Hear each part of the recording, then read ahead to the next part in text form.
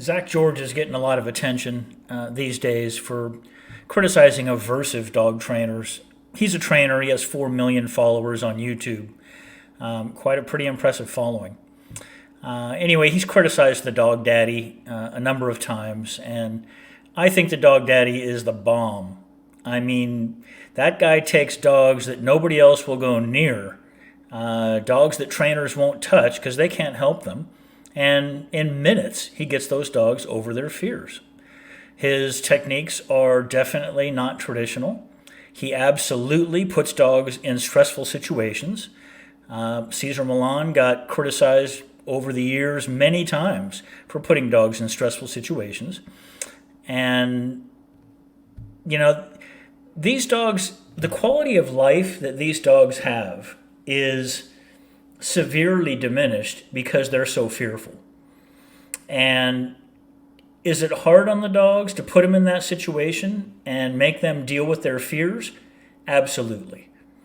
Is he hurting dogs? Does the Dog Daddy hurt dogs by doing that? Certainly not physically. Is there emotional trauma associated with it? Maybe short term. I don't think anything long term. In fact, quite the opposite.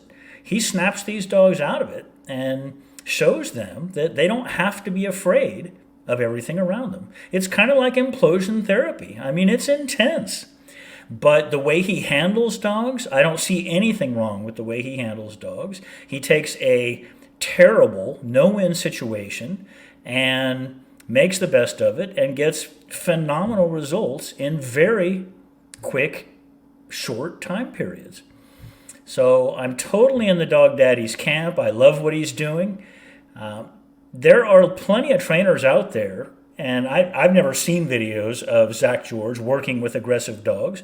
He may very well do it. I've only seen a dozen of his videos, but he doesn't work with these dogs that the Dog Daddy's working with, I guarantee you. And I guarantee you he doesn't get the results the Dog Daddy does. There was a trainer back in Sacramento. Guy'd been in business for 40 years. Advertises on the radio all the time, does tons of business. I had a lot of clients that he told over the phone to euthanize their dogs. He would just flat out say, I don't deal with aggressive dogs. If you don't feel safe, you think that dog's going to bite you or someone else, euthanize the dog and go to the shelter and get another dog that doesn't have that propensity. There's good dogs that get put to sleep every day at shelters because they don't have homes.